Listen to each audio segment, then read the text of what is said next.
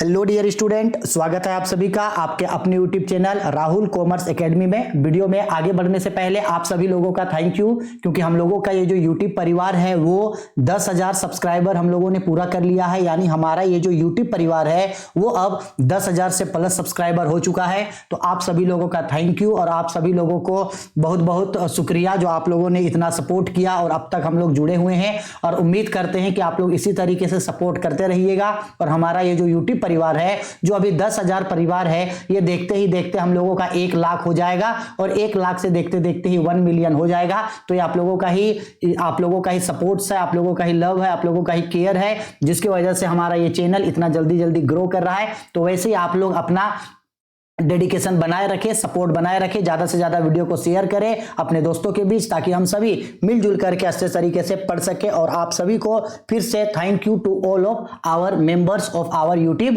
Family. चलो अब हम लोग पढ़ना स्टार्ट करते हैं। तो आज हम लोग पढ़ेंगे Jharkhand academic council JAC board class 12th business study का सब्जेक्टिव क्वेश्चन। जी हाँ, आप सही सुन रहे हैं, बिजनेस स्टडी का सब्जेक्टिव क्वेश्चन पढ़ेंगे। इससे पहले जितने भी मॉडल पेपर आपके सब्जेक्ट्स क्या हैं, सारे सब्जेक्ट्स को ऑब्जेक्टिव पढ़ लिए हम लोगों ने। अकाउंटेंसी का सब्जेक्टिव पढ़ लिया है, बीएसटी का सब्जेक्टिव आज पढ़ेंगे। लेट इसलिए हो गया वीडियो बनाने में क्योंकि थोड़ा सा टेक्निकल प्रॉब्लम था, इस वजह से जो है वीडियो अपलोड नहीं कर पा रहे थे। लेकिन कोई बात नहीं है, आप सभी लोग कमेंट कर रहे थे बार बार, बहुत सारे कमेंट्स का मैंने रिप्लाई नहीं दे पाया। तो जिन भी कमेंट का रिप्लाई मैं नहीं दे पाया हूं उसके लिए सॉरी, आगे से ऐसा नहीं होगा। ज्यादा से ज्यादा कमेंट्स का या सारे कमेंट्स का मैं रिप्लाई जरूर दूंगा। चलो, तो बिजनेस स्टडी जो आज हम लोग पढ़ने वाले हैं सब्जेक्टिव है, बेसिकली 1.5 घंटा का एग्जाम होगा, 40 क्वेश्चन होगा, हिंदी और इंग्लिश दोनों में ही हम लोग सब्जेक्टिव पढ़ेंगे। और हम आप लोगों को इतना अच्छे तरीके से एक एक क्वेश्चंस को आप लोगों को लिख करके लेकर के आए हैं, हिंदी इंग्लिश दोनों में समझाएंगे, फोटो के थ्रू, ग्राफ्स के थ्रू, डायग्राम्स के थ्रू और एनिमेशंस के थ्रू समझाएंगे, ताकि जितने भी क्वेश्चंस हुए आप लोगों को एक ही बार में समझ में आ जाएगा और दोबारा आप लोगों को कोई भी क्वेश्चन ना तो रट्टा मारने का जरूरत पड़ेगा और ना ही कोई प्रॉब्लम होगा, क्योंकि बिजनेस स्टडी या मैं जो भी सब्जेक्ट पढ़ाता हूं वो रट्टा मारने वाला होता ही नहीं है। ठीक है, ठीक है। अब आप लोग को पता है कि एग्जाम में किस तरीके से क्वेश्चन पूछेगा, क्या पूछेगा, तो आप लोग अच्छे तरीके से उसको देख लेना। अब मैं सारे क्वेश्चंस का आंसर आप लोगों के लिए लिख के लेकर के आया हूं, हिंदी इंग्लिश दोनों में, तो अच्छे तरीके से समझना। ठीक है, चलो ये हमारा आज का पहला क्वेश्चन है, ध्यान से देखना क्वेश्चन में क्या बोला है, अच्छे तरीके से समझाऊंगा, एकदम अच्छे तरीके से देखना। ठीक है, आओ पहला क्वेश्चन बोला, आर्थिक वातावरण से आप क्या समझते हैं? What do you understand by economic environment? ये देखो, इस यहां देखो, इस फोटो को देखने का कोशिश करना। इकोनॉमिक इन्वायरमेंट का मतलब क्या होता है? सिंपल सा बात है, सपोज कर लो कि एक बिजनेस है, एक इकोनॉमी है। क्या है? एक बिजनेस है, एक इकोनॉमी। देखो यहां इस ग्राफ में देखो, ये जो आपका बीच में है ये आपका समझ लो एक बिजनेस है, एक इकोनॉमी है। अब इस बिजनेस या इस इकोनॉमी को जो भी चीज इफेक्ट करता है, ये जितने भी चीज एक बिजनेस के इकोनॉमी को इफेक्ट करता है, इन सभी चीजों को ही बिजनेस इन्वायरमेंट या इकोनॉमी इन्वायरमेंट बोला जाता है। यानी किसी भी इकोनॉमी को इफेक्ट करने वाला जो भी एलिमेंट्स होता है, जो भी तत्व होता है, जो किसी भी इकोनॉमी को, किसी भी आर्थिक वातावरण को इफेक्ट करता है, वो उसका आर्थिक वातावरण यानी इकोनॉमी इन्वायरमेंट कहलाता है। ठीक है, अब थोड़ा सा हिंदी में देख लो क्या बोला गया। आर्थिक वातावरण धन का व्यवसायिक क्रियाओं पर पड़ने वाला प्रभाव से संबंधित है। इसके अंतर्गत सकल राष्ट्रीय उत्पाद, लाभ, आय, बचत, ब्याज दर, कर की दर, महंगाई की दर आदि आती है। आर्थिक वातावरण का संस्था पर विशेष प्रभाव पड़ता है, यानी एक जो इकोनॉमी इन्वायरमेंट होता है उसके इकोनॉमी में विशेष इफेक्ट पड़ता है। इंग्लिश में देखो क्या बोला, the economy environment is treated to the impact that money has on business activity. एक बिजनेस के एक्टिविटी में जो भी मनी का इफेक्ट पड़ता है, मनी का इफेक्ट, मनी का इन्वायरमेंट इकोनॉमी इन्वायरमेंट कहलाता है। आगे बोला यहां पे, इकोनॉमी इन्वायरमेंट कंसिस्ट जीएनपी यानी gross national product, profit, incomes, saving, interest rate, rate of taxes, inflation rate, inflation rate का मतलब होता है महंगाई दर, etcetera. Economic environment has a stronger effect on organisation. जो इकोनॉमी इन्वायरमेंट होता है उसका इकोनॉमी इन्वायरमेंट का ऑर्गेनाइजेशन पे विशेष इफेक्ट पड़ता है। ठीक है, आओ अब आते हैं हम लोग क्वेश्चन नंबर 2 पे। देखो क्वेश्चन नंबर 2 ये रहा। क्वेश्चन नंबर 2 पे बोल रहा है, थोड़ा सा कलर चेंज कर लेते हैं, थोड़ा सा इसका कलर चेंज करते हैं, थोड़ा सा आप लोग मैनेज कर लेना, ठीक है। तो नंबर पे बोला प्रबंध का कौन सा कार्य इस बात की पुष्टि करता है कि वास्तविक क्रियाएं नियोजन क्रियाओं के अनुरूप हो रहा है। तो हम सबको पता है कि एक जो बिजनेस है, एक जो आपका मैनेजमेंट होता है, उस मैनेजमेंट में सबसे पहला काम होता है प्लानिंग। सबसे पहला काम क्या होता है? प्लानिंग, फिर ऑर्गेनाइजिंग, स्टाफिंग, डायरेक्टिंग और कंट्रोलिंग।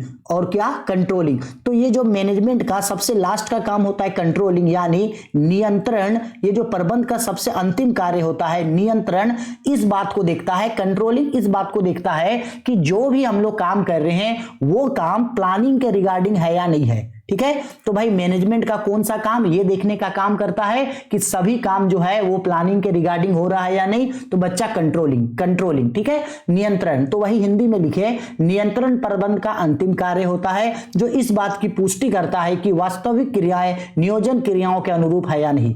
इंग्लिश में बोला विच फंक्शन, देखो इंग्लिश में यहां बोल रहा है which functions of management ensures that actual activities confirm to planned activities. तो देखो controlling is the last function of management which ensures that actual activities conform to planned activities। जो आपका कंट्रोलिंग होता है वही ये देखने का काम करता है कि आपका सारा एक्टिविटी प्लान एक्टिविटी के रिगार्डिंग चल रहा है या नहीं, ठीक है। आया समझ में? ठीक है। अब आते हैं हम लोग क्वेश्चन नंबर 3 पे। देखो क्वेश्चन नंबर 3 पे बोल रहा है विपणन क्या है। इंग्लिश में बोला व्हाट इज मार्केटिंग। तो बच्चा लोग अच्छा से समझना मार्केटिंग का मतलब क्या होता है, इस टर्म को अच्छा से समझना। देखो कभी भी किसी भी गुड्स का जब प्रोडक्शन होता है, कभी भी किसी भी गुड्स का क्या होता है? प्रोडक्शन। यानी कोई भी सामान तो फैक्ट्री में बना, कोई भी सामान कहां पे बना? जी सर कोई भी सामान तो आपका फैक्ट्री में बनता है। बिल्कुल, जब कोई भी सामान फैक्ट्री में बना और फैक्ट्री से लेकर के उस सामान को पहुंचाया जाता है कंज्यूमर्स तक, कहां तक पहुंचाया जाता है? कंज्यूमर्स तक। अच्छा से समझना, यानी ग्राहकों से। तो जब कभी भी कोई भी सामान का प्रोडक्शन होता है तो प्रोडक्शन की जगह से लेकर के उस प्रोडक्शन को कस्टमर तक पहुंचाने में जो भी चीज आता है वो सब चीज आपका मार्केटिंग कहलाता है। सब चीज क्या कहलाता है? आपका मार्केटिंग। यानी मार्केटिंग एक ऐसा प्रोसेस है जिसके रिगार्डिंग गुड्स एंड सर्विसेज को मैन्युफैक्चरिंग प्लेसेस से कंज्यूमर्स तक पहुंचाया जाता है। यानी जब कभी भी वस्तुओं और सेवाओं का उत्पादन होता है तो उत्पादित स्थानों से लेके उन्हें ग्राहकों तक पहुंचाना, ये सारा काम आपका मार्केटिंग में आता है, ठीक है। अब देखो हिंदी में क्या बोला? विपणन से आशय उन सभी क्रियाओं से होता है जिसकी सहायता से वस्तुओं तथा सेवाओं को उत्पादित स्थानों से ग्राहकों तक पहुंचाया जाता है। इंग्लिश में बोला marketing is a process through which variable goods and services are created, affected and by doing transaction independently the needs are satisfied। यानी सिंपल बात बोल रहा है कि कोई भी गुड्स एंड सर्विसेज का जब प्रोडक्शन हुआ तो प्रोडक्शन होने से लेके उसको फैक्ट्री से लेकर के कंज्यूमर तक पहुंचाने तक ये जितना भी काम होता है ये आपका मार्केटिंग कहलाता है। प्रोड्यूसर मार्केटिंग में आता है, होलसेलर, रिटेलर, एजेंट, मार्केट, इसके बाद आपका transportation, warehousing, communication, banking, ठीक है, कस्टमर, प्राइस, ये सब चीज आपका एक्चुअल में मार्केटिंग का ही हिस्सा होता है, ठीक है। आगे समझ में क्वेश्चन? ठीक है। अब आते हैं क्वेश्चन नंबर 4 पे। बोला गया संदेश वाहन से आप क्या समझते हैं? संदेश वाहन मतलब होता है कम्युनिकेशन। अब एकदम आसान शब्दों में समझो कम्युनिकेशन क्या होता है। देखो आप लोग को समझाने के लिए यहाँ एक ड्राइंग बनाए हैं, इस ड्राइंग को देखो। सपोज कर लो ये 2 लोग हैं जो आपस में क्या कर रहे हैं? बातचीत कर रहे हैं। कितने लोग हैं? 2 लोग हैं, आपस में बातचीत कर रहे हैं। तो जब कभी भी 2 लोगों के बीच बातचीत होता है, सपोज कर लो ये एक पर्सन है, इसका नाम है सपना। सपोज कर लो ये एक पर्सन है, इसका नाम है सपना और इनका नाम है मान लो विवेक। अब अच्छा से समझना, सपोज कर लो इन दोनों में कोई बातचीत हो रहा है तो जब एक पर्सन दूसरे पर्सन को अपने थॉट्स, अपने आइडियाज को बताता है और दूसरे पर्सन उन बातों को सुनता है, फिर बाद में दूसरा पर्सन भी अपने थॉट्स और आइडियाज को पहले पर्सन को बताता है। तो जब कभी भी 2 या 2 से अधिक लोगों के बीच कोई बात होता है या 2 या 2 से अधिक लोगों के बीच कोई भी बातों का अदला बदली होता है, एक दूसरे से बातचीत करते हैं, अपने संदेश, अपने विचारों या सूचनाओं को एक दूसरे से एक्सचेंज करते हैं, तो यही प्रोसेस कम्युनिकेशन कम्युनिकेशन होता है। अभी हम लोगों के बीच में भी कम्युनिकेशन हो रहा है, हम आप लोगों को कुछ बोल रहे हैं, आप सुन रहे हो, तो हम लोगों के बीच भी एक तरीके का कम्युनिकेशन होता है और कम्युनिकेशन के द्वारा ही हम लोग जो है एक दूसरे के साथ बातचीत करते हैं। इसी कम्युनिकेशन को बिजनेस स्टडी के भाषा में संदेशवाहन या संप्रेषण, याद रखना, संदेशवाहन या संप्रेषण यानी कम्युनिकेशन के नाम से जानते हैं। हिंदी में वही बोला, दो या दो से अधिक व्यक्तियों के बीच संदेशों, विचारों, सूचनाओं एवं तथ्यों की अदला बदली करना ही संदेशवाहन कहलाती है। इसे संप्रेषण भी कहा जाता है। संदेशवाहन के द्वारा ही लोग एक दूसरे से बातें करते हैं, यानी दो या दो से अधिक लोगों के बीच कोई विचारों, संदेशों, सूचनाओं का अदला बदली करना ही संप्रेषण यानी संदेशवाहन कहलाता है। ठीक है, आया समझ में। अब आओ इंग्लिश में। देखो इंग्लिश में भी सेम वही पूछ रहा है आपको, व्हाट इज कम्युनिकेशन। देखो सेम वही ग्राफ है, दो लोगों के बीच एक पर्सन दूसरे को अपना फीलिंग्स बताया, दूसरे पर्सन पहले को अपना फीलिंग्स बताया, तो यही होता है कम्युनिकेशन। इंग्लिश में बोला, communication refer to an art of transferring facts, ideas, feelings and thoughts from one person to another person and making him understand them. Communication is a process through which people create and also share information. Communication एक ऐसा तरीका है जिससे दो या दो से अधिक लोग आपस में बातचीत करते हैं और बातचीत करके एक दूसरे के साथ फीलिंग्स, इमोशन को शेयर करते हैं। ठीक है, आया समझ में। क्वेश्चन नंबर 5 बोल रहा है, कार्यात्मक ढांचा से आप क्या समझते हैं? What is meant by functional structure? अब ध्यान से समझना, फंक्शनल स्ट्रक्चर यानी कि कार्यात्मक ढांचा क्या होता है, अच्छा से समझना। एक तरीके का ऐसा ऑर्गेनाइजेशन जिसमें लोगों को जो नौकरियां मिलता है वो ग्रुपिंग तरीके से नौकरी मिलता है, या एक ऐसा ऑर्गेनाइजेशन जिसमें लोगों के बीच जो काम सौंपा जाता है वो वर्क डिवीजन के बेस पे जो लोगों को काम बांटा जाता है, ऐसे स्ट्रक्चर ऑर्गेनाइजेशन को ही हम लोग बोलते हैं फंक्शनल स्ट्रक्चर। ठीक है, एक ऐसा ऑर्गेनाइजेशन जिसमें लोगों के बीच वर्क डिवीजन होता है, जिनमें लोगों के बीच कार्यों के आधार पे उन लोगों को काम बांटा जाता है, यही कहलाता है कार्यात्मक ढांचा। हिंदी में बोला, यह संगठन की ऐसी प्रणाली है जिसमें समान प्रकृति की नौकरियां समूहबद्ध होती है और विभागों को कार्यों के आधार पर स्थापित किया जाता है। यह संगठन संरचना का एक महत्वपूर्ण अंग है। इंग्लिश में बोला, what is meant by functional structure, तो बोला, a functional structure is one of the most common organisational structure. Under this structure the organisation groups divided on the basis of works और टास्क, यानी ऐसा organisation जिसको लोगों को बांटा जाता है उसके टास्क या उनके वर्क्स के बेस पे लोगों को बांटा जाता है, ऐसे ऑर्गेनाइजेशन स्ट्रक्चर को ही हम लोग फंक्शनल स्ट्रक्चर बोलते हैं। ठीक है, आया समझ में। चलो 5 हो गया। 6 नंबर पे बोल रहा है क्वेश्चन में, गौण बाजार की किन्हीं दो विशेषताओं का उल्लेख करें। अब थोड़ा सा गौण बाजार मतलब होता है secondary market. State any 2 characteristics of secondary market. अब सेकेंडरी मार्केट के कैरेक्टरिस्टिक्स, गौण बाजार की विशेषता जानने से पहले आपको एक बात जानना होगा, फाइनेंशियल मार्केट। किस मार्केट के बारे में? फाइनेंशियल मार्केट, जिसका मतलब होता है वित्तीय बाजार। ठीक है, अब ध्यान से समझना, ये जो वित्तीय बाजार होता है यानी फाइनेंशियल मार्केट क्या है। सिंपल बात है, फाइनेंशियल मार्केट एक ऐसा मार्केट होता है जहां फाइनेंशियल इंस्ट्रूमेंट्स को खरीदा और बेचा जाता है। यानी वित्तीय बाजार एक ऐसा बाजार होता है जहां वित्तीय संपत्तियों का क्रय विक्रय होता है। जैसे आप लोग सुने हो ना, शेयर बिकता है, डिवेंचर बिकता है, इक्विटीज बिकता है, या तो फिर मान लो आपका कमर्शियल बिल हो गया, कमर्शियल पेपर हो गया, ट्रेजरी बिल हो गया, हुंडी हो गया, तो ऐसे बाजार को ही वित्तीय बाजार कहा जाता है। अब याद रखना, ये बेसिकली ये जो फाइनेंशियल मार्केट होता है, ये फाइनेंशियल मार्केट 2 तरीके का होता है। फाइनेंशियल मार्केट कितने तरीके का होता है? 2 तरीके का होता है। एक होता है आपका मनी मार्केट और एक होता है आपका कैपिटल मार्केट। ठीक है, मनी मार्केट ऐसा मार्केट होता है जहां शॉर्ट टर्म सिक्योरिटीज को खरीदा और बेचा जाता है, और कैपिटल मार्केट ऐसा मार्केट होता है जहां लॉन्ग टर्म सिक्योरिटी को खरीदा बेचा जाता है। से कैपिटल मार्केट में 2 मार्केट आता है, प्राइमरी मार्केट और सेकेंडरी मार्केट। तो आपको इस मार्केट के बारे में पूछा, प्राथमिक बाजार और द्वितीय बाजार या गौण बाजार, तो आपको इस सेकेंडरी मार्केट यानी इस गौण बाजार के बारे में बोला गया। तो देखो गौण बाजार क्या होता है? गौण बाजार एक ऐसा बाजार होता है जहां प्राइमरी मार्केट में जो शेयर्स या डिवेंचर्स या जो सिक्योरिटीज खरीदा और बेचा जा चुका है उसको दोबारा से खरीदने और बेचने का काम होता है सेकेंडरी मार्केट में, ठीक। और सेकेंडरी मार्केट का एक परमानेंट प्लेस होता है जिसको स्टॉक एक्सचेंज मार्केट के नाम से जाना जाता है, जैसे Bombay stock exchange, national stock exchange, Delhi stock exchange, Patna stock exchange, Chennai stock exchange. इसी तरीके से जितना भी स्टॉक एक्सचेंज है वो सारा स्टॉक एक्सचेंज आपका सेकेंडरी मार्केट में ही आता है, ठीक है। यानी दो फीचर्स क्या हुआ, सबसे पहले कि प्राइमरी मार्केट में सिक्योरिटीज को खरीदा और बेचा दोनों जा सकता है, और दूसरा, पहला तो सेकेंडरी मार्केट में शेयर और डिवेंचर सिक्योरिटीज को खरीदा और बेचा जा सकता है, और दूसरा सेकेंडरी मार्केट का एक परमानेंट प्लेस होता है, ठीक है। यही विशेषताओं को देखो, यहां बोला पहला विशेषता क्रय एवं विक्रय, तो बोला प्रतिभूतियों का क्रय एवं विक्रय दोनों ही गौण बाजार में होता है।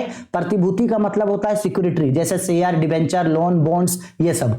दूसरा नंबर में निश्चित स्थान, तो गौण बाजार का एक निश्चित स्थान होता है जिसे स्कंद विपणी मतलब स्टॉक एक्सचेंज कहा जाता है, यहीं पर प्रतिभूतियों का क्रय विक्रय होता है। इंग्लिश में देखो ये क्वेश्चन बोला है state any two characteristics of secondary market, तो बोला buying and selling all types of securities can buy and sold on secondary market. Secondary market में सभी तरीके के गुड्स एंड सर्विस, सभी तरीके के सिक्योरिटी को खरीदा बेचा जा सकता है। दूसरा location, secondary market has proper physical place, उसका एक प्रॉपर प्लेस होता है, it is known as stock exchange, stock exchange के नाम से जाना जाता है। आगे जब हम आपको बिजनेस स्टडी का लेसन पढ़ाएंगे तब हम आपको स्टॉक एक्सचेंज, इस पूरे फाइनेंशियल मार्केट को हम आपको वहां एक्सप्लेन करके बता देंगे, ठीक है। अभी बस इतना याद रखोगे आप, ठीक।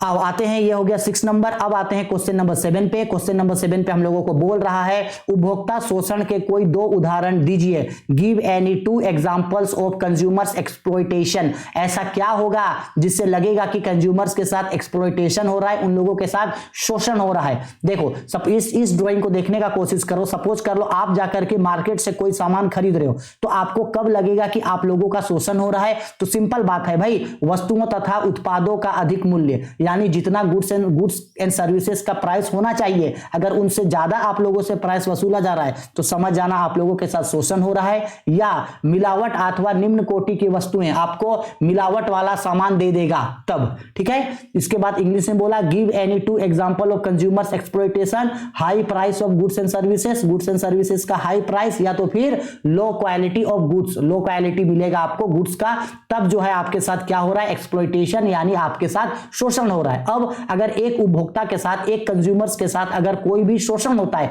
तो भाई कंज्यूमर्स का प्रोटेक्शन करना भी तो जरूरी है, कंज्यूमर्स का प्रोटेक्शन करना जरूरी है। तो कंज्यूमर्स का प्रोटेक्शन करने के लिए इंडिया में कंज्यूमर प्रोटेक्शन एक्ट 1986 लागू हुआ है, ठीक है। कंज्यूमर प्रोटेक्शन एक्ट, उपभोक्ता संरक्षण अधिनियम 1986 जो है वो लागू हुआ है, और इसके बारे में कंज्यूमर प्रोटेक्शन एक्ट जो है ये बिजनेस स्टडी का सबसे लास्ट लेसन में आपको पढ़ने के लिए मिल जाएगा, ठीक है। चलो अब आते हैं क्वेश्चन नंबर 8 पे। Question number 8 most important question है, लॉन्ग वाला क्वेश्चन है, और इसका आंसर तो आई होप सबको पता होगा ही। प्रबंध की परिभाषा दीजिए एवं इनकी विशेषताओं को समझाइए। पहले हिंदी में समझ लो क्वेश्चन क्या बोला गया है, प्रबंध क्या है उसका मीनिंग बताइए, फिर उसका क्या क्या फीचर्स है, विशेषता है वो बताइए। तो सबसे पहले बच्चा समझ लो कि मैनेजमेंट का मतलब क्या होता है। मैनेजमेंट का मतलब होता है प्रबंध। पहले हिंदी में सुनो फिर इंग्लिश में समझाते हैं। मैनेजमेंट मतलब होता है प्रबंध, और इसका आंसर आप सबको पता होना चाहिए क्योंकि ये क्वेश्चन एग्जाम में जरूर पूछेगा, 100% पूछेगा ये क्वेश्चन, ठीक है। प्रबंध क्या होता है अच्छा से समझ लो।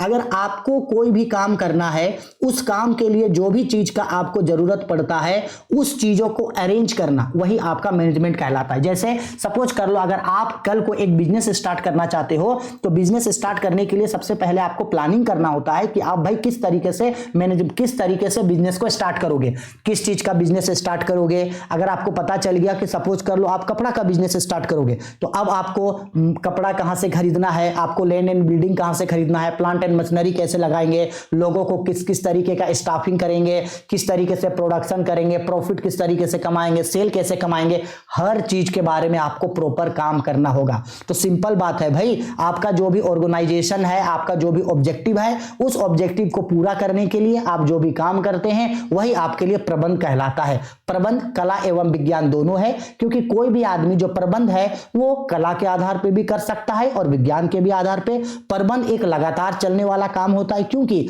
जैसे ही एक काम के लिए प्रबंध पूरा हो जाता है तुरंत आप दूसरे काम के लिए जो है वो प्रबंध करना स्टार्ट कर देते हो। प्रबंध हमेशा चलता रहता है। प्रबंध एक सामूहिक कार्य है, मतलब मैनेजमेंट जो है एक ग्रुप एफर्ट है। लोग जो है मैनेजमेंट में एक ग्रुप के रूप में जो है वो काम करता है, यानी कोई भी उद्देश्य है आपका, उस उद्देश्य को पूरा करने के लिए आप जो भी काम करते हो वो आपका प्रबंध कहलाता है। प्रबंध में आप खुद भी काम करते हो और प्रबंध में आप दूसरे व्यक्तियों से भी कार्य कराते हो। ठीक है, प्रबंध स्वयं भी कार्य करना और दूसरों के साथ मिलजुल करके भी कार्य करने की एक कला है। ठीक है, अब हो गया। अब ध्यान से इसका देखो क्या लिखा गया है यहाँ पे। प्रबंध से आशय ऐसी प्रक्रिया से होती है जिसके द्वारा किसी संगठन के उद्देश्यों को पूरा करने के लिए नियोजन, नियुक्तिकरण, निर्देशन एवं नियंत्रण संबंधित कार्य किए जाते हैं। प्रबंध कला एवं विज्ञान दोनों होता है। यह एक लगातार चलने वाली प्रक्रिया होती है। प्रबंध लगातार कंटिन्यूअस चलता है। अब प्रबंध की विशेषताएं क्या क्या इसका विशेषताएं हैं, तो पहला विशेषता जी 2 या 2 से अधिक व्यक्तियों का होना। अब इसको एरो देके डील किए हैं। प्रबंध के लिए 2 या 2 से अधिक व्यक्तियों का होना आवश्यक होता है, क्योंकि एक व्यक्ति स्वयं के साथ प्रबंध नहीं कर सकता, तो प्रबंध के लिए 2 या 2 से अधिक व्यक्तियों का होना जरूरी है। दूसरा, निरंतर चलने वाली प्रक्रिया। प्रबंध एक निरंतर मतलब होता है लगातार। प्रबंध एक लगातार यानी निरंतर चलने वाली प्रक्रिया होती है। जैसे ही एक उद्देश्य पूरा हो जाता है दूसरे के लिए प्रबंध शुरू हो जाता है। ठीक। तीसरा विशेषता इसका सामूहिक कार्य। प्रबंध एक सामूहिक प्रक्रिया है। इसके अंतर्गत संगठन के उद्देश्य को प्राप्त करने के लिए व्यक्तियों का समूह कार्य करता है। लोगों का ग्रुप में जो है वो लोग काम करते हैं। ठीक है, जैसे आप ग्राफ देख रहे हैं या फोटो देख रहे हैं। अदृश्य कार्य। प्रबंध एक अदृश्य कार्य होता है, क्योंकि हम इसे देख या छू नहीं सकते। बिल्कुल, कला एवं विज्ञान दोनों। प्रबंध कला एवं विज्ञान दोनों होता है, क्योंकि प्रबंध का कोई कार्य हम लोग खुद से भी करते हैं और कोई कार्य हम लोग जो है वो विज्ञान के आधार पर भी करते हैं। अब इंग्लिश में बोला गया define management and describe it's characteristics. अब मैनेजमेंट क्या होता है, तो बच्चा सिंपल बोले कि आपका जो भी ऑब्जेक्टिव्स है, आपका जो भी क्या है ऑब्जेक्टिव्स है, उस ऑब्जेक्टिव्स को पूरा करने के लिए आप जो भी प्लानिंग करोगे, जो भी ऑर्गेनाइजिंग करोगे, जो भी स्टाफिंग करोगे, जो भी डायरेक्टिंग करोगे या जो भी कंट्रोलिंग का काम करोगे जिससे आपका ऑब्जेक्टिव पूरा हो जाए, यही चीज आपका मैनेजमेंट कहलाता है। Management art and science both है, क्योंकि मैनेजमेंट पे कोई काम हम लोग आर्ट के बेसिस पे भी करते हैं और साइंस के बेसिस पे भी करते हैं। मैनेजमेंट एक कंटिन्यूअस प्रोसेस है, क्योंकि जैसे ही एक काम के लिए मैनेजमेंट पूरा हो जाता है हम लोग किसी दूसरे मोटिव के लिए मैनेजमेंट करना स्टार्ट कर देते हैं। मैनेजमेंट एक ऐसा आर्ट है जिसमें कोई काम हम लोग अपने से भी करते हैं और कोई काम हम लोग दूसरों के साथ मिल करके भी काम करते हैं। ठीक है, इंग्लिश में देखो क्या बोला। Management is a process of planning, organizing, staffing, directing and controlling the enterprise's resources for the purpose of organization objective. It is a continuous process. Management एक continuous process है. Management is both of art and science. Management दोनों है, art and science दोनों. ठीक, अब इसका features, some characteristics यानी characteristics कोई फीचर्स बोला जाता है। अब मैनेजमेंट का कुछ खास फीचर्स सुनो। पहला, 2 or more persons। हम अभी बताएं मैनेजमेंट के लिए 2 या 2 से अधिक लोगों का होना जरूरी है। 2 or more than 2 persons are required for management because one individual person cannot do management with himself or herself। ठीक। दूसरा, कंटिन्यूअस प्रोसेस। मैनेजमेंट एक कंटिन्यूअस प्रोसेस है। Management is continuous process. The process of management is never ending. Management हमेशा चलता रहता है। तीसरा, group effort. Management is a group effort process because it create effective cooperation among the people working together in the organization. एक organization में जितने भी लोग काम कर रहे हैं वो सभी लोग मैनेजमेंट के द्वारा ग्रुप में काम करते हैं। एन इंटेंजिबल यानी देखा या छुआ नहीं जा सकता, अदृश्य है। It is an intangible process because we can not see it physically but only feel it. 5th number पे बोला both of art and science. Management is both of art and science. दोनों होता है, आर्ट एंड साइंस दोनों। ठीक है, चलो question number 9। ये रहा क्वेश्चन नंबर 9। क्या बोल रहा है 9 पे, औपचारिक संगठन की किन्हीं 3 विशेषताओं को बताइए। State any 3 features of formal organisation. तो बच्चा ध्यान से समझ लो, ऑर्गेनाइजेशन का मतलब क्या होता है। इस ड्राइंग को पहले यहां पे देखो। ऑर्गेनाइजेशन का मतलब क्या होता है, तो लोगों का एक ग्रुप जो साथ में मिलकर के कोई भी काम करता है, या लोगों का ऐसा ग्रुप जो साथ साथ काम करता है, इन्हीं लोगों का ग्रुप को ऑर्गेनाइजेशन कहा जाता है। ऑर्गेनाइजेशन बेसिकली दो तरीके का होता है, संगठन दो तरीके का होता है। एक होता है आपका फॉर्मल ऑर्गेनाइजेशन, कौन सा ऑर्गेनाइजेशन? Formal organisation. और एक होता है आपका इनफॉर्मल ऑर्गेनाइजेशन, यानी औपचारिक संगठन और अनौपचारिक संगठन। Formal organization and informal organization. अब फॉर्मल ऑर्गेनाइजेशन क्या होता है, एकदम नॉर्मल भाषा में समझा दे रहे हैं। फॉर्मल ऑर्गेनाइजेशन ऐसा ऑर्गेनाइजेशन होता है जो काम करता है प्रॉफिट कमाने के लिए। ठीक, फॉर्मल ऑर्गेनाइजेशन ऐसा ऑर्गेनाइजेशन है जो अपने ऑब्जेक्टिव्स को पूरा करने के लिए काम करता है। ठीक है, फॉर्मल ऑर्गेनाइजेशन ऐसा ऑर्गेनाइजेशन है जो भेदभाव नहीं करता है और ना ही पक्षपात करता है, यानी यहां पे फेवरिटिज्म नहीं होता है। फॉर्मल ऑर्गेनाइजेशन ऐसा ऑर्गेनाइजेशन है जो प्री डिटरमाइंड होता है, यानी प्री प्लानिंग होता है, और यह काम इसलिए करता है ताकि यह प्रॉफिट कमा सके। फॉर्मल ऑर्गेनाइजेशन में किसी भी तरीके का रूमर्स, किसी भी तरीके का अफवाह सुनने को नहीं मिलता।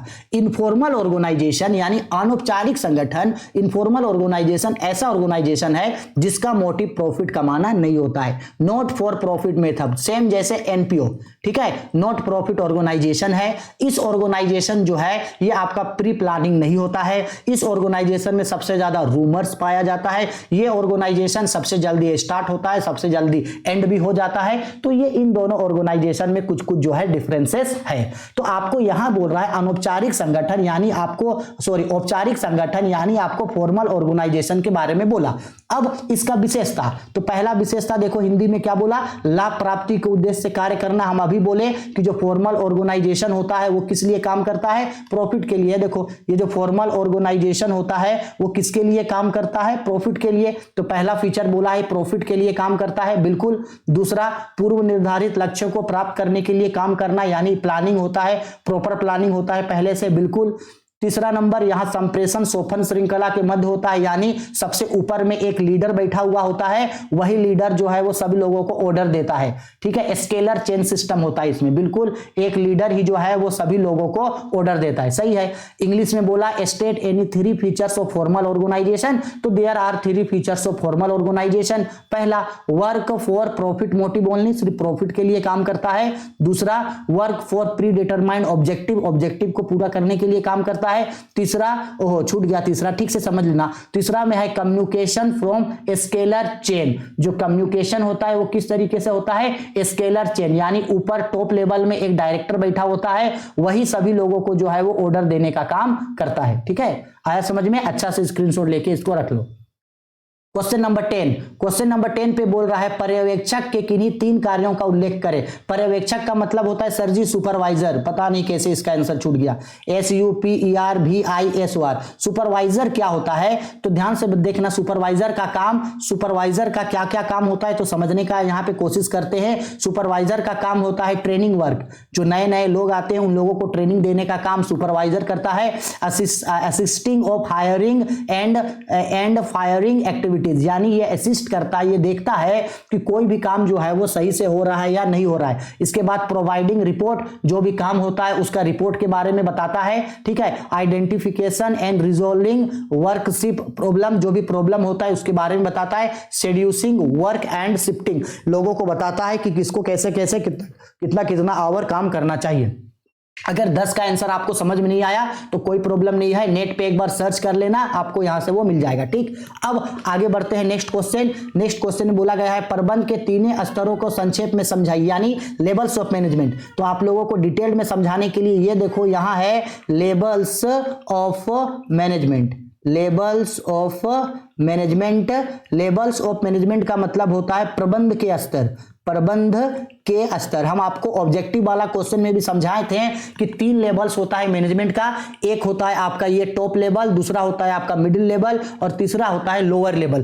3 लेवल होता है मैनेजमेंट का। तो अब समझ लो कि टॉप लेवल पे कौन काम करता है, मिडिल लेवल पे कौन और लोअर लेवल पे कौन। यही क्वेश्चन में आपको डिटेल में पूछ रहा है। तो अगर आप इस ग्राफ को भी ठीक से देख लीजिएगा तो आपको सब चीज समझ में आ जाएगा। देखो सबसे पहले अपर लेवल, अपर लेवल मतलब टॉप लेवल, ये है आपका टॉप लेवल। ठीक है, यह है आपका टॉप लेवल में क्या बोला, long term goals, products, markets, business organizing. यानी टॉप लेवल का काम क्या होता है, लॉन्ग टर्म में जो गोल है उस गोल को तय करेगा, प्रोडक्शन का काम को देखभाल करेगा, क्या प्रोडक्शन करना है, कैसे प्रोडक्शन करना है, किस मेथड से प्रोडक्शन करना है, मार्केटिंग किस तरीके से करना है और बिजनेस ऑर्गेनाइजेशन को किस तरीके से चलाना है। ये सारा का सारा काम टॉप लेवल देखने का करता है। टॉप लेवल में कौन कौन आता है, टॉप लेवल में आता है CEO, chief executive officer, CFO आता है, सीओओ आता है, इसके बाद सीटीओ आता है, मार्केटिंग आता है और साथ ही साथ यहां मैनेजिंग डायरेक्टर आता है। कौन आता है, managing director, chief executive officers आता है,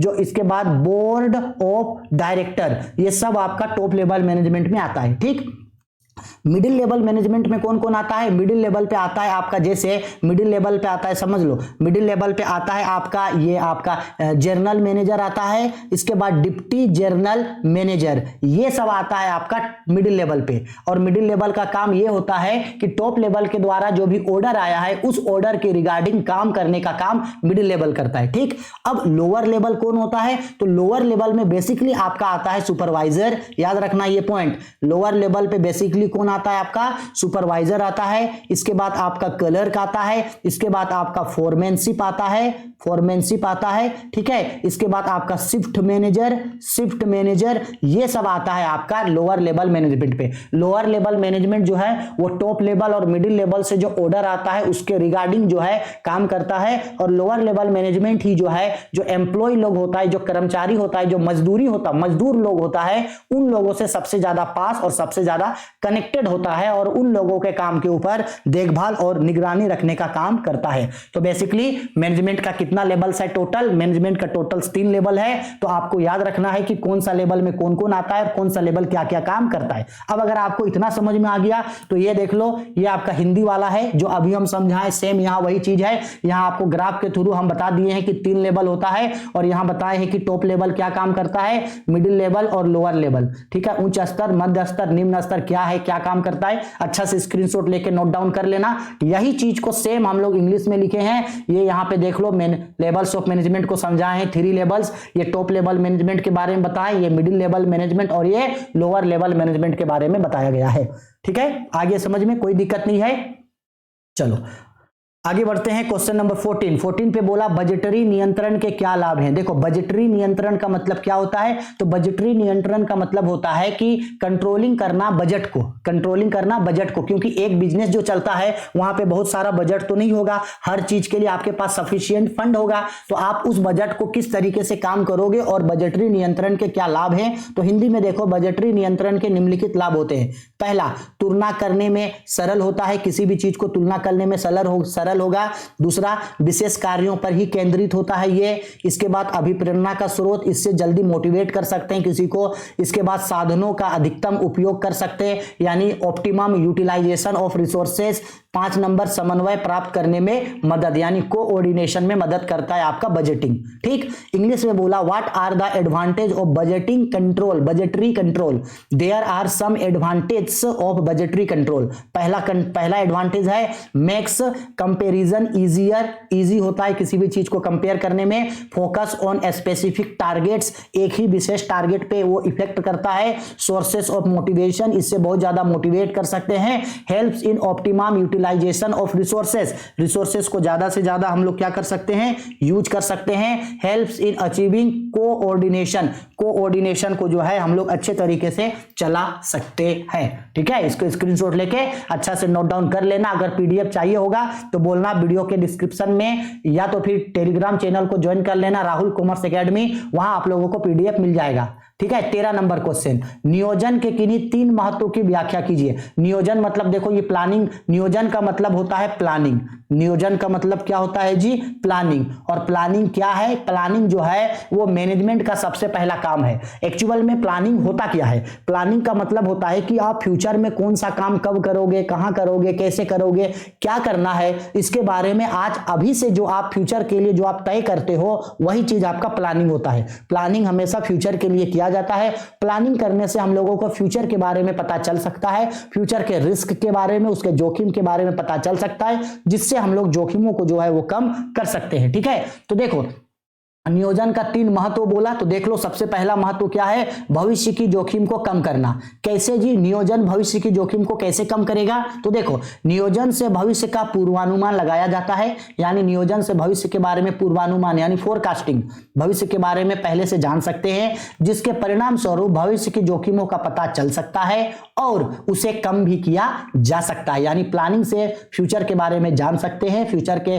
रिस्क के बारे में जान सकते हैं और उसको हम लोग कम कर सकते हैं। ठीक है। 2 नंबर, दिशा प्रदान करना। नियोजन प्रबंध के अन्य सभी कार्यों जैसे संगठन, नियुक्तिकरण, निर्देशन एवं नियंत्रण जैसे कार्यों को दिशा प्रदान करता है। नियोजन के बाद ही इन सभी क्रियाओं को किया जाता है। बिल्कुल सही, पहले प्लानिंग होगा, इसके बाद ऑर्गेनाइजिंग, स्टाफिंग, डायरेक्टिंग, कंट्रोलिंग, ये सब बाद में आएगा। तीसरा, व्यवसाय के उद्देश्यों को प्राप्त करना। आपका जो भी ऑब्जेक्टिव है, जो भी उद्देश्य है, उस उद्देश्य को आप नियोजन से ही पूरा कर सकते हो। ठीक है, ये भी इसका महत्व है। तो ये 3 ही महत्व बोला था, ये 3 महत्व उसका है।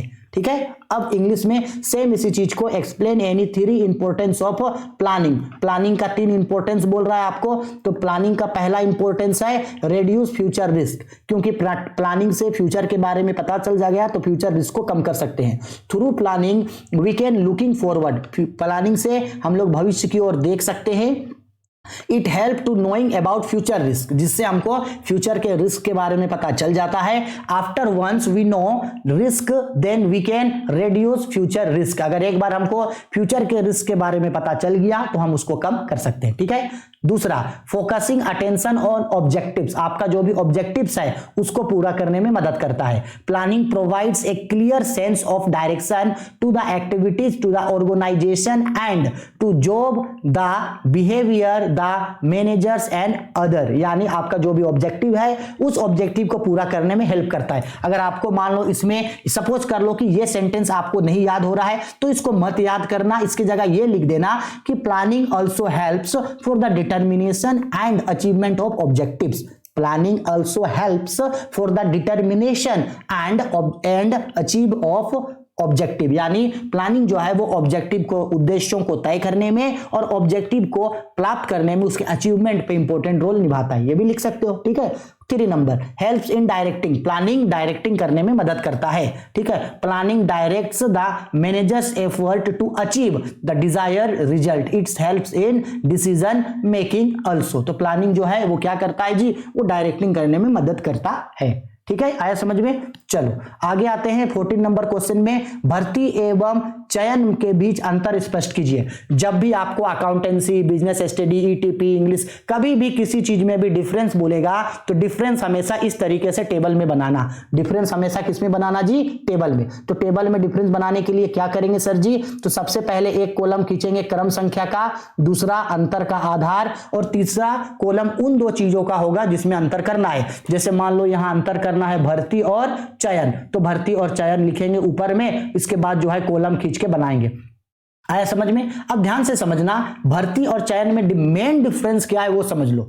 भर्ती का मतलब होता है, देखो इस ये यहां देखो, भर्ती का मतलब क्या होता है जी, रिक्रूटमेंट। भर्ती का मतलब रिक्रूटमेंट। अब भर्ती क्या होता है, तो सपोज कर लो कि कभी भी कोई भी जो ऑर्गेनाइजेशन है उस ऑर्गेनाइजेशन में कितना वैकेंसी खाली है, कितने लोगों को काम पे रखा जा सकता है, कितना वैकेंसी खाली है। तो एक ऑर्गेनाइजेशन में जो भी वैकेंसी खाली है उस वैकेंसी के बारे में लोगों को जानकारी देना और उस वैकेंसी के लिए फॉर्म भरने के लिए लोगों को बताना, यह कहलाता है आपका रिक्रूटमेंट यानी भर्ती। तो भर्ती एक प्रोसेस है जिसमें जो भी ऑर्गेनाइजेशन में जो वैकेंट पीरियड है, जो वैकेंट पोजीशन है, जो खाली जगह है, उस खाली जगह के लिए लोगों को बताया जाता है कि एक कंपनी में ये पोजीशन जो है वो खाली है।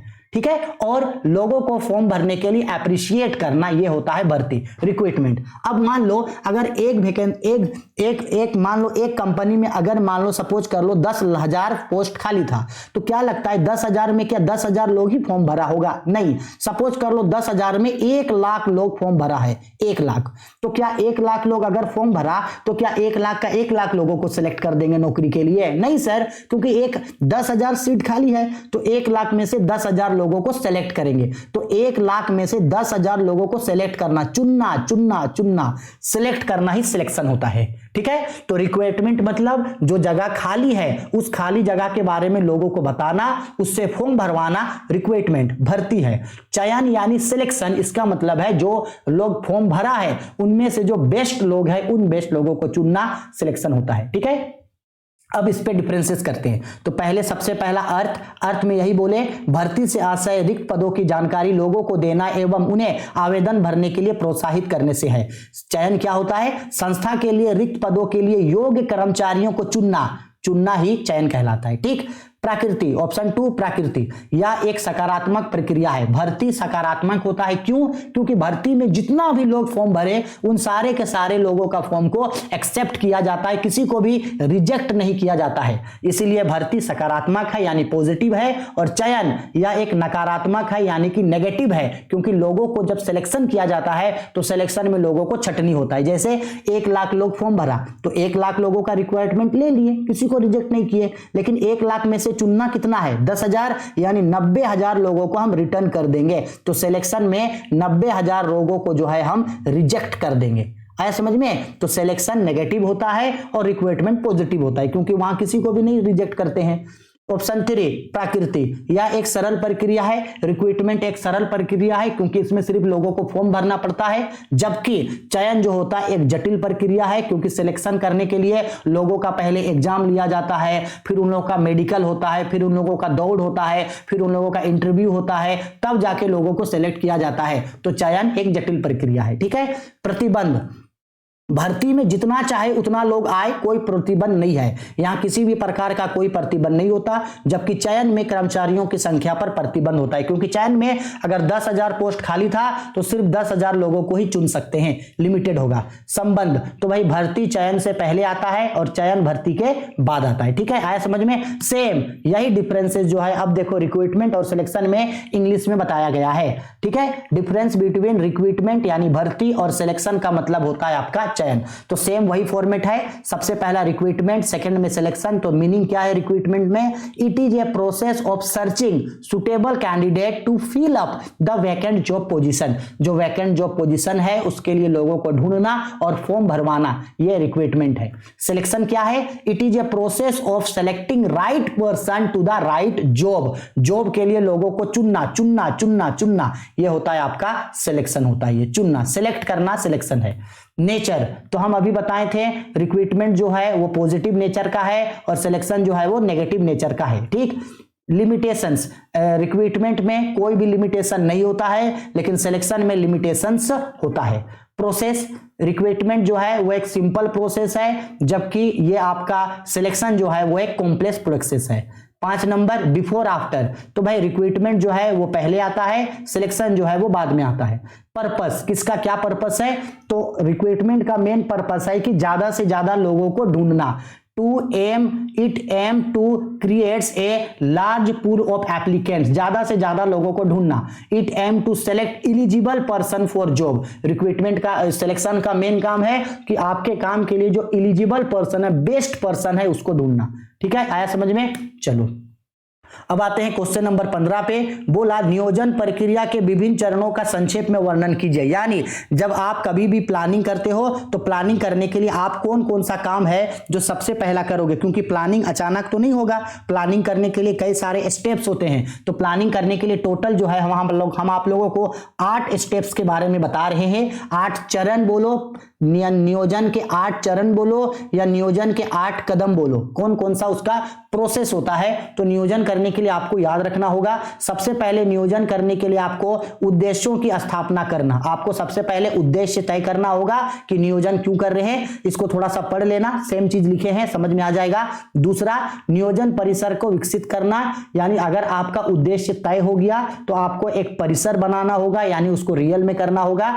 इसके बाद वैकल्पिक क्रियाविधियों की खोज करना, आपके पास जितना भी अल्टरनेटिव रिसोर्सेस है उन सारे रिसोर्सेज को आप ढूंढोगे कि सबसे बेस्ट ऑप्शन, सबसे बेस्ट तरीका क्या है।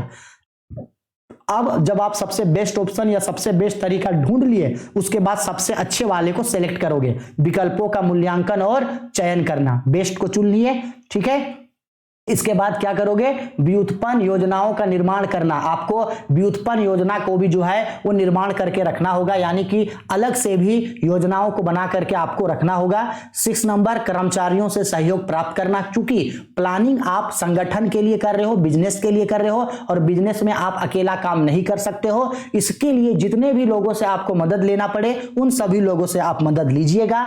इसके बाद क्या कीजिएगा, नियोजन को क्रियान्वित करना। उन सभी चीजों को रियल में इंप्लीमेंट करोगे, यानी रियल में उन सारे कामों को करोगे, इंप्लीमेंटेशन करोगे। अब कर लिए। इसके बाद अनुवर्तन। अनुवर्तन मतलब होता है फॉलो अप, और याद रखना फॉलो अप सबसे लास्ट काम होता है, फॉलो अप। ठीक है, अनुवर्तन का मतलब होता है ये निगरानी रखना कि सारा काम वैसे ही हो रहा है या नहीं हो रहा है, और अगर कोई चीज गड़बड़ी है तो उन चीजों को सुधारना और उन पर निगरानी रखना, ये होता है अनुवर्तन। ठीक है, तो याद रखना नियोजन के टोटल कितने चरण है, 8 चरण है। इसको अच्छा से लिख करके 1-2 बार पढ़ना, समझ में आ जाएगा। ठीक है, अब इंग्लिश में briefly explain the different steps of planning process. Planning में पहले क्या होगा, फिर क्या होगा, फिर क्या होगा, फिर क्या होगा। So there are total 8 steps for the planning process. First, all of you are establishing objectives. हम सभी लोगों को एक ऑब्जेक्टिव्स बनाना होगा। ठीक है, कि प्लानिंग हम लोग क्यों कर रहे हैं। The first step of planning process is establish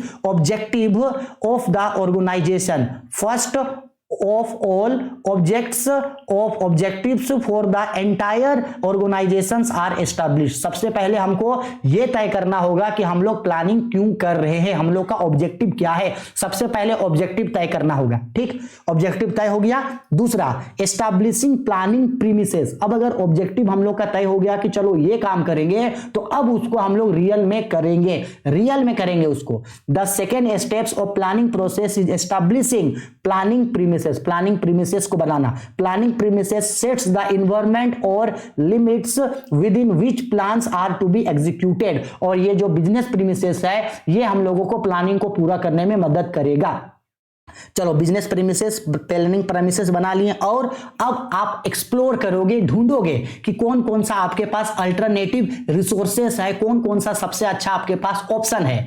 exploring alternative course of action, कौन कौन सा आपके पास अल्टरनेटिव ऑप्शंस हैं, ऑप्शंस को ढूंढे। इसके बाद उनमें से आप बेस्ट ऑप्शन को सेलेक्ट करोगे। Choosing the best course. Best course मतलब बेस्ट ऑप्शन जो होगा आप उसको सेलेक्ट करोगे। ठीक है, कर लिए। इसके बाद क्या करोगे आप 5 नंबर पे, फॉर्मेशन ऑफ डेरिवेटिव्स प्लान्स। जो प्लान्स अपने आप डेरिवेटिव्स होते हैं, short range, middle range, lower range, इन सबको आप अच्छा से एज्यूम कर लोगे। इसके बाद क्या करोगे, सिक्योरिंग पार्टिसिपेशन ऑफ एम्प्लॉय। क्योंकि आप कोई भी काम अकेले नहीं कर पाओगे, तो जो भी आपका एम्प्लॉय, वर्कर्स या आसपास के जो भी लोग हैं उन लोगों से आप हेल्प मांगोगे उस काम के लिए। इसके बाद क्या करोगे, 7 नंबर पे, इंप्लीमेंटेशन ऑफ प्लान। इसके बाद उन प्लान्स को लागू कर दोगे, इंप्लीमेंट कर दोगे। इंप्लीमेंट मतलब होता है लागू करना। जो आप प्लानिंग किए हो उन सारा प्लानिंग को लागू कर दिए। इसके बाद ये भी तो देखोगे ना कि सारा काम सही से हो रहा है या नहीं, उसके ऊपर निगरानी रखोगे। तो निगरानी रखने को ही बोला जाता है follow up action. Follow up यानी उसके ऊपर निगरानी रखने का काम करोगे। ठीक है, हम समझा रहे हैं जैसा वैसे ही याद करना, बहुत ही आसानी तरीके से जो है वो याद हो जाएगा। ठीक, अब आते हैं आगे। बोला गया है 16 नंबर पे, एक व्यवसाय की अस्थायी पूंजी को प्रभावित करने वाले घटकों का वर्णन कीजिए। यानी कौन कौन सा ऐसा चीज है जो एक बिजनेस को इफेक्ट कर सकता है। जैसे मान लो आपका ये एक बिजनेस है, तो कौन कौन सा ऐसा चीज है जो उस बिजनेस का फिक्स्ड कैपिटल को, उस बिजनेस के फिक्स्ड कैपिटल बोलो या उस बिजनेस के फिक्स्ड कॉस्ट को इफेक्ट करेगा। क्या करेगा, इफेक्ट करेगा। यानी सिंपल सा सवाल है जी, सपोज कर लो आपके पास कोई अस्थाई पूंजी है, अस्थाई पूंजी लॉन्ग टर्म कैपिटल है, अस्थाई पूंजी है, लॉन्ग टर्म कैपिटल बोलो या फिक्स्ड कॉस्ट बोलो या लॉन्ग कॉस्ट बोलो। तो आखिरकार आपके बिजनेस में ऐसा क्या होगा या आपके बिजनेस में क्या ऐसा है जिसके वजह से आपका लॉन्ग टर्म कैपिटल का आपको ज्यादा जरूरत पड़ेगा, ज्यादा लॉन्ग टर्म कैपिटल का जरूरत पड़ेगा। तो सर बहुत सा रीजन हो सकता है जिसकी वजह से लॉन्ग टर्म कैपिटल का जरूरत पड़ सकता है। तो कौन कौन सा वो रीजंस है जिसके वजह से आपका बिजनेस का जो लॉन्ग टर्म कैपिटल है वो लॉन्ग टर्म कैपिटल का ज्यादा जरूरत पड़ेगा। ठीक है, आया समझ में? यही क्वेश्चन पूछ रहा है। यह देखो क्वेश्चन, एक व्यवसाय की अस्थायी पूंजी को प्रभावित करने वाला घटक, तो कौन कौन सा चीज है जो बिजनेस के अस्थायी पूंजी यानी फिक्स्ड कैपिटल को इफेक्ट करेगा, प्रभावित करेगा? तो देखो कौन कौन सा कारण है। सबसे पहला व्यवसाय की प्रकृति, व्यवसाय का प्रकृति यानी नेचर ऑफ बिजनेस, बिजनेस का नेचर उसके लॉन्ग कैपिटल को इफेक्ट करता है।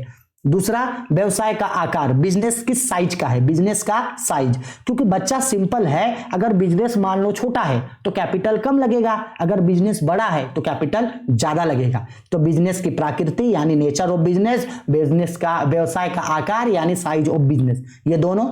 इसके बाद उत्पादों का प्रकार, आप किस तरीके से वस्तुओं का उत्पादन करते हो, यानी अगर आप प्रोडक्शन करने के लिए मशीन का यूज करते हो, ज्यादा मशीन का यूज करते हो तो आपको कैपिटल ज्यादा लगेगा। ठीक है, यानी उत्पादों का प्रकार, अगर आप मशीन यूज करते हो, टेक्नोलॉजी यूज करते हो तो आपको ज्यादा कैपिटल लगेगा। 4 नंबर, विविधीकरण, यानी कितने टाइप्स के आप प्रोडक्ट्स बनाते हो, types of products, types of products. अगर आप बहुत तरीके का प्रोडक्ट्स बनाते हो, टाइप्स ऑफ प्रोडक्शन, यानी अगर आप बहुत तरीके का प्रोडक्शन बनाते हो तो इससे जो आपका कैपिटल है वो कैपिटल आपको ज्यादा लगेगा। ठीक है, आते हैं आगे। इसके बाद बोला गया है उत्पादन तकनीक का चयन, वही सेम चीज है, किस तरीके का टेक्नोलॉजी को आप यूज कर रहे हो। इसके बाद भावी विस्तार, आप फ्यूचर में अगर अपने बिजनेस को बड़ा करना चाहते हो तो उसके लिए आपको अधिक कैपिटल लगेगा। ठीक है, सेम यही क्वेश्चन इंग्लिश में, explain the factors affecting the fixed cost requirement of business. Fixed cost, कौन सा कॉस्ट जी, फिक्स्ड कॉस्ट बोलो या फिक्स्ड कैपिटल, कौन कौन सा चीज है जो एक बिजनेस के फिक्स्ड कॉस्ट को इफेक्ट करेगा। तो सबसे पहले नेचर ऑफ बिजनेस, बिजनेस किस नेचर का है। इसके बाद साइज ऑफ बिजनेस, बिजनेस कितना बड़ा है। इसके बाद आपका नेचर ऑफ गुड्स मैन्युफैक्चरिंग, किस तरीके का गुड्स आप बनाते हो। Methods of production, methods production करने के लिए कौन सा तरीका अपना रहे हो, मशीन से प्रोडक्शन कर रहे हो या पुराना तरीके से प्रोडक्शन कर रहे हो। इसके बाद mode of purchase of fix asset, अगर आप फ्यूचर में फिक्स एसेट खरीदना चाहते हो, फिक्स एसेट खरीदना चाहते हो तो इससे आपको अधिक कॉस्ट लगेगा। इसके बाद फ्यूचर एक्सपेंशन, यानी आप फ्यूचर पे अगर अपने बिजनेस को एक्सपेंड करना चाहते हो, बड़ा करना चाहते हो तो इससे लिए आपको कैपिटल ज्यादा लगेगा। ठीक है, आगे समझ में कोई दिक्कत नहीं है, एकदम इजी है पढ़ना ना, एक बार में समझ में आ जाएगा बच्चा, कोई दिक्कत नहीं है।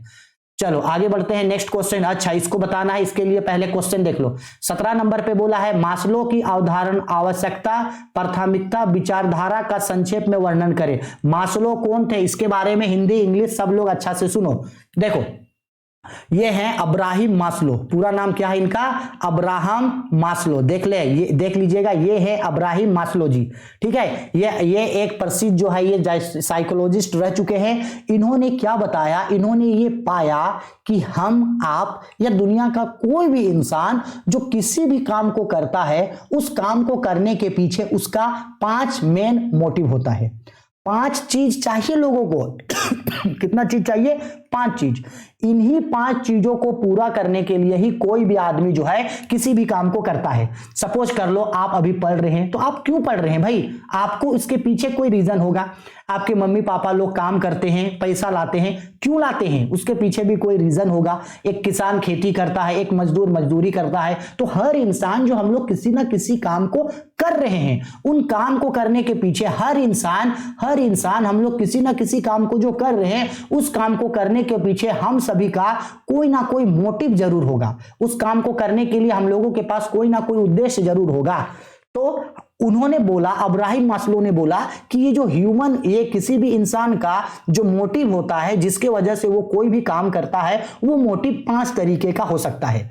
इसी 5 मोटिव को बोला गया मास्लोज हेरिंचरी ऑफ नीड्स। याद रखना, मास्लो हेरिंचरी ऑफ नीड्स, यानी मास्लो का आवश्यकता का सिद्धांत। और वो 5 नीड्स कौन कौन है, इस डायग्राम में देखो, इस पिरामिड में देखो। सबसे पहला है आपका साइकोलॉजिकल नीड्स। क्या है सबसे पहला, साइकोलॉजिकल नीड्स। दूसरा है सेफ्टी नीड्स। तीसरा है सोशल नीड्स। चौथा है स्टीम या ईगो नीड्स। और सबसे लास्ट में है self acquisition needs, equalization needs. यानी हम लोगों का कितना तरीके का हम लोगों का ह्यूमन नीड्स है, तो हम लोगों का 5 तरीके का नीड्स है, 5 तरीके का आवश्यकता है। इसी आवश्यकताओं को पूरा करने के लिए हम लोग काम करते हैं। तो वो 5 तो आवश्यकता, वो 5 नीड्स के बारे में बताने वाले कौन थे? मास्लो। और मास्लो ने जो इन 5 प्रिंसिपल्स को बताया उन्हें ही कहा जाता है मास्लो हेरिस्ट्री ऑफ नीड्स, यानी मास्लो का आवश्यकता का सिद्धांत। ठीक है, आया समझ में?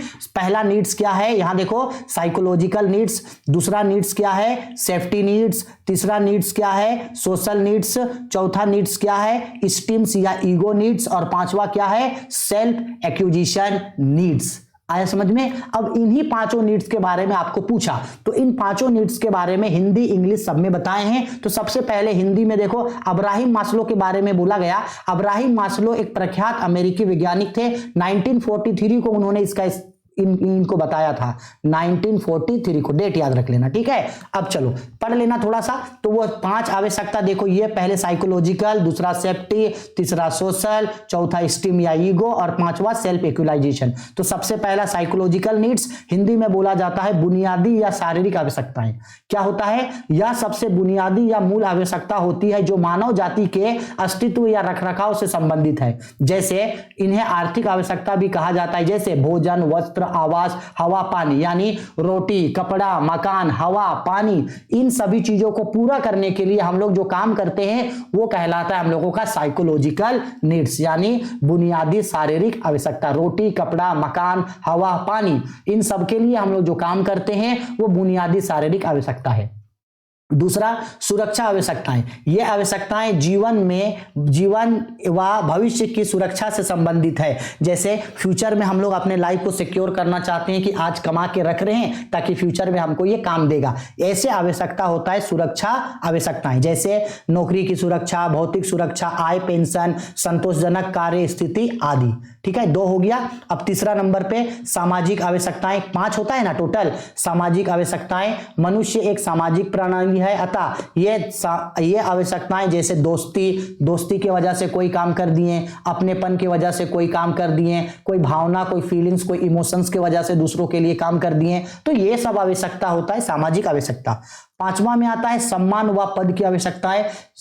इन आवश्यकताओं में सम्मिलित है आत्मसम्मान, समर्थ्यता, पहचान, खास देखभाल आदि। इसके बाद सबसे लास्ट आवश्यकता है आत्म प्राप्ति या स्वयं विकास की आवश्यकता, और ये 5वां आपको तभी मिलेगा जब आपका बाकी का 4 आवश्यकता पूरा हो जाएगा। इसके बाद आपको ये 5वां आवश्यकता मिलता है, और इसके रिगार्डिंग हम लोग जो काम करना चाहते हैं, हम लोग जो बनना चाहते हैं, वो बनने के लिए हम लोग काम करते हैं। जैसे आपको सपोज कर लो, आपको बैंक में नौकरी करना है, आपको इनकम टैक्स ऑफिसर बनना है, या आपको सीए बनना है, तो आप जो बनना चाहते हो उसके लिए जो है आप लोग काम करते हो। ठीक है, आगे समझ में कोई दिक्कत नहीं।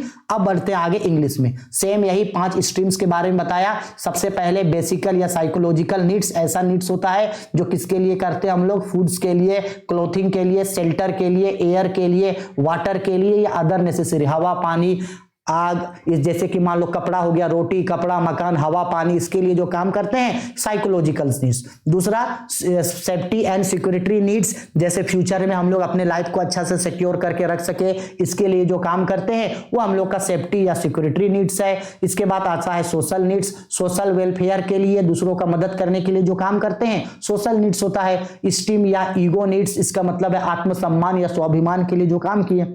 सेल्फ एक्चुअलाइजेशन नीड्स, ये तभी मिलता है जब बाकी जो सारा नीड्स है वो पूरा हो जाता है। ठीक है, आया समझ में? इजी है, कोई टेंशन का कोई बात नहीं है। ठीक है, चलो अब आगे बढ़ते हैं। क्वेश्चन नंबर 18 बोला विज्ञापन आना आवश्यक तथा अपव्यय है, क्या आप इस कथन से सहमत हैं? अपने उत्तर का वर्णन दीजिए। ये एक्चुअल में आपसे क्वेश्चन पूछ रहा है। विज्ञापन का मतलब होता है एडवर्टाइजिंग, विज्ञापन का मतलब एडवर्टाइजिंग। आपको क्या लगता है कि एडवर्टाइजिंग होना चाहिए या नहीं? क्या आपके रिगार्डिंग एडवर्टाइजमेंट में जो पैसा खर्च होता है वो अनावश्यक है, यानी एडवर्टाइजिंग कराना, विज्ञापन कराना जरूरी नहीं है और उस पर किया गया पैसा एक्स्ट्रा खर्चा है? क्या आप इस कथन से सहमत है? हाँ, हम अपने रिगार्डिंग आंसर दे रहे हैं, आप अपने रिगार्डिंग भी आंसर दे सकते हो। तो हाँ, मैं इस कथन से सहमत हूं कि विज्ञापन अनावश्यक तथा अपव्यय है। इसके निम्नलिखित कारण है। अब अगर विज्ञापन को आप जो है वो अनावश्यक मानते हैं तो उसका रीजन क्या है, क्यों आप इसको अनावश्यक मानते हो? तो ध्यान से समझो, हम अपना पर्सनल ओपिनियन शेयर कर रहे हैं कि विज्ञापन करना यानी एडवर्टाइजमेंट करना बेकार क्यों है।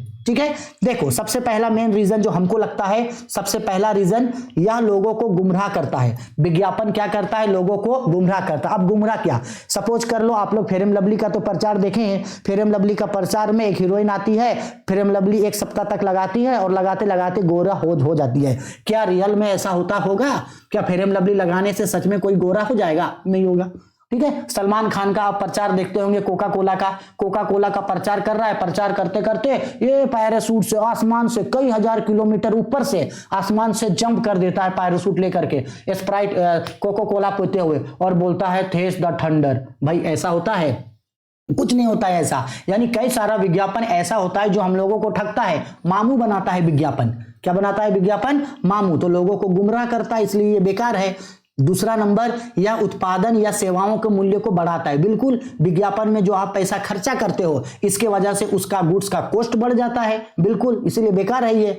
तीसरा, प्रतिपुष्टि की कमी, फीडबैक आप इसमें नहीं दे पाओगे, विज्ञापन के लिए फीडबैक नहीं दे पाओगे आप। फोर्थ नंबर, लोचकता का अभाव, फ्लेक्सिबिलिटी का कमी होता है इसमें। ऑप्शन 6, कम सशक्तता। इसके बाद कम प्रभावशीलता, उतना ज्यादा इफेक्टिव नहीं होता है। इसके बाद विज्ञापन विक्रय को बढ़ाएगा या कहना सही नहीं, अगर एडवर्टाइजमेंट किए तो इससे सेल बढ़ेगा ही बढ़ेगा, ये भी जरूरी नहीं है। इसके बाद कुछ विज्ञापन खराब किस्म के होते हैं, कुछ विज्ञापन ऐसे होते हैं जो बेकार होता है, फालतू होता है, और उन लोगों का हम पे गलत असर पड़ता है, बिल्कुल। इसके बाद लागत को बढ़ाता है, गुड्स का कॉस्ट को बढ़ा देता है। इसके बाद विज्ञापन ब्रांड का एकाधिकार बनाता है। इसके बाद विज्ञापन अकपट एवं संदिग्ध उत्पादों की भी बिक्री को बढ़ावा देता है। ऐसा चीज जिसको बेचना मना है, उन सभी चीजों का भी विज्ञापन जो है वो प्रमोशन कर देता है। जैसे सिगरेट, बीड़ी, गुटखा, इसका प्रचार करना मना है, लेकिन हर बड़ा कंपनी क्या करता है, सिगरेट, गुटखा, बीड़ी का कहीं ना कहीं से तो प्रचार कर ही देता है। समझ में आ रहा है? जैसे विराट कोहली हो गया, या तो फिर बाकी लोग हो गया, किंगफिशर का प्रचार करता है, किंगफिशर वाटर ड्रिंक। अब हमको लगेगा विराट कोहली का जो फैन है वो लोग कंपेयर करेगा, हाँ जी विराट कोहली का फैन हम भी हैं, लेकिन जो फैक्ट है वो फैक्ट है। अक्षय कुमार हो गया, शाहरुख खान हो गया, बोलो जुबा केसरी, विमल, बोलो जुबा केसरी, विमल का प्रचार करता है। बताओ विमल गुटखा है या नहीं है? तो बताओ इन सभी चीजों का बिक्री को प्रमोट करता है या नहीं करता है? बिल्कुल करता है। तो विज्ञापन ऐसे चीजों का भी बिक्री को प्रमोट करता है जो बेकार होता है। इंग्लिश में बोला, advertising is unnecessary and wasteful. Do you agree with this statement? Give reason for your answer. तो yes, I agree for this statement that advertising is unnecessary and wasteful because it mislead people, ये people को mislead करता है। दूसरा, it increases the price of goods and services, goods and services के price को बढ़ाता है। आगे लैक ऑफ फीडबैक का कमी होता है। आगे लैक ऑफ फ्लेक्सिबिलिटी का कमी होता है। लेस ऑफ फोर्सफुल, इसके बाद लो इफेक्टिवनेस होता है ये। इसके बाद not guarantee in increase in profit बढ़ाएगा, इसका गारंटी नहीं है। Some advertising are in bad taste, बहुत ही बुरा होता है। आगे इंक्रीज इन कॉस्ट को बढ़ा देता है। आगे advertising creates monopoly of brand. इसके बाद आगे it encourage sale of inferior and boosted goods products. Inferior मतलब होता है खराब वस्तुओं का भी प्रचार में जो है एडवर्टाइजिंग मदद करता है, इसलिए हमको लगता है कि एडवर्टाइजिंग करना जो है वो बेकार है। ठीक है, अब आते हैं हम लोग लास्ट क्वेश्चन में। हेनरी फ्योल, चलो इसको समझो। हेनरी फ्योल, इस चीज को अच्छा से समझना। हेनरी फ्योल कौन है? हेनरी फ्योल को प्रबंध के सिद्धांतों का पिता कहा जाता है। प्रबंध के सिद्धांतों का पिता कहा जाता है हेनरी फ्योल को। प्रबंध के सिद्धांतों का पिता यानी प्रिंसिपल्स ऑफ मैनेजमेंट। हम आप लोगों को ये चीज के बारे में जो है ये हम आप लोगों को एमसीक्यू में भी बताए थे। हेनरी फ्योल का देखो ये फोटो है। हेनरी फ्योल का जन्म 1841 में हुआ था और उनकी मृत्यु 1925 में हो गया। हेनरी फ्योल का जन्म हुआ था फ्रांस में। कहां हुआ था? फ्रांस में। हेनरी फ्योल दुनिया के वो पहले व्यक्ति थे जिन्होंने प्रबंध के सिद्धांतों के बारे में बताया था। हेनरी फ्योल एक खनन इंजीनियर यानी कि एक माइनिंग इंजीनियर थे। ठीक है, हेनरी फ्योल का जन्म फ्रांस में हुआ था। उन्हें प्रबंध के सिद्धांतों का पिता कहा जाता है। उन्होंने मैनेजमेंट के 14th प्रिंसिपल्स के बारे में बताया था। कितने प्रिंसिपल्स के बारे में? 14 प्रबंध के सिद्धांतों के बारे में बताया था। और किस बुक में बताया था? एक बुक उन्होंने लिखा था journal and industrial management, journal and industrial management, इसको याद रखना, जर्नल एंड इंडस्ट्रियल मैनेजमेंट नामक उन्होंने एक पुस्तक लिखी थी। उसमें उन्होंने प्रबंध के 14 सिद्धांतों के बारे में बताया था। और वो 14 सिद्धांत क्या हैं ये देखो, यहां इस ग्राफ में उन 14 का 14 प्रिंसिपल्स के बारे में पूछा गया है। आपको इन 14 का 14 प्रिंसिपल्स के बारे में याद रख लेना है, ठीक है। इसका अच्छा से स्क्रीनशॉट लो और अच्छा से अभी जो जो चीज बताएं उन चीजों को याद रखोगे, ठीक है। अब हिंदी वालों लोग देखो वो 14 सिद्धांत क्या है। तो देखो लिखे हैं, हेनरी फ्योल को प्रबंध के सिद्धांतों का पिता कहा जाता है।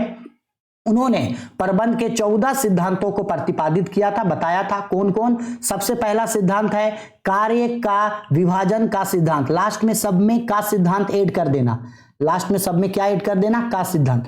कार्य का विभाजन का सिद्धांत, दूसरा अधिकार एवं उत्तरदायित्व का सिद्धांत, तीसरा अनुशासन का सिद्धांत, चौथा आदेश की एकात्मकता का सिद्धांत, पांचवा निर्देश की एकात्मकता का सिद्धांत, इसके बाद व्यक्तिगत हितों की अपेक्षा सामान्य हितों की अधीनता का सिद्धांत, कर्मचारियों के पारिश्रमिक का सिद्धांत, केंद्रीयकरण एवं विकेंद्रीयकरण का सिद्धांत, नौवां सोपन श्रृंखला का सिद्धांत, 10वां व्यवस्था अथवा क्रमबद्धता का सिद्धांत, समता का सिद्धांत, कर्मचारी के कार्यकाल में अस्थायित्व का सिद्धांत, 13 पहल क्षमता का सिद्धांत और 14 सहयोग की भावना का सिद्धांत। इनके द्वारा बताया गया ये 14 सिद्धांत हैं, ठीक है। इंग्लिश में देखो इनके द्वारा डिस्क्राइब किया गया 14th प्रिंसिपल्स है ये। सबसे पहला है देखो ये principle of division of work, दूसरा प्रिंसिपल ऑफ डिसिप्लिन, तीसरा principle of authority and responsibility, चौथा principle of unity of command, पांचवा principle of utility of direction,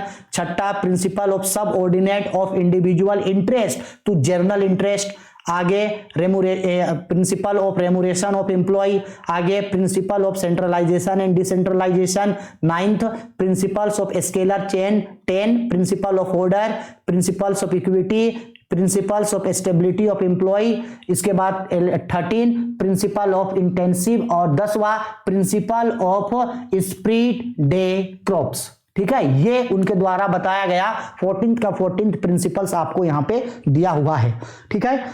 video थोड़ा सा लंबा बना, हिंदी इंग्लिश सब में समझाना पड़ता है इसलिए वीडियो थोड़ा सा लंबा बनेगा ही। आई होप आपको सारा क्वेश्चन समझ में आ गया। अच्छा से 1 बाय 1 सारी चीजों को नोट डाउन करके लिख के रख लेना। अगर कोई भी दिक्कत डाउट परेशानी है तो बेझिझक वीडियो के कमेंट बॉक्स में कमेंट करके पूछना। पीडीएफ चाहिए होगा तो कमेंट करके बताना। टेलीग्राम ज्वाइन करना, वहां आप लोगों को हर सब्जेक्ट का पीडीएफ आपको मिल जाएगा। जो सब्जेक्ट पढ़ना चाहते हैं इसके अलावा सब्जेक्टिव कमेंट करके बता दीजिएगा, उसका वीडियो अपलोड कर देंगे।